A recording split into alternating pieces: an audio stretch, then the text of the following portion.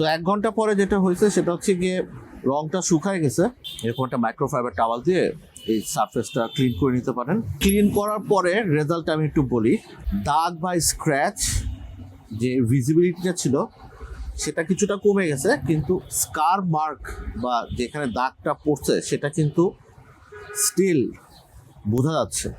তো তার মানে হচ্ছে কি এখানে আমাকে আরেকবার একটা কোট রং ইউজ করতে হবে টাচ আপ পেনটা দিয়ে। আরেকবার ইউজ করার পরে যদি এরকমই থাকে আমার কাছে মনে হয় তখন এই পেন ইউজ করার থেকে একদম কালার করে ফেলাটাই ভালো।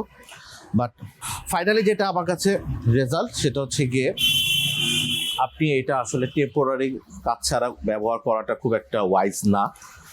সো দূর থেকে এই জিনিসটা হয়তো ভিজিবিলিটিটা কমে গেছে। আমি আপনার সাথে জিনিস শেয়ার করি, এটা খুবই রেলিভেন্ট। এটা হচ্ছে গিয়ে আমাদের অকশন হাউসে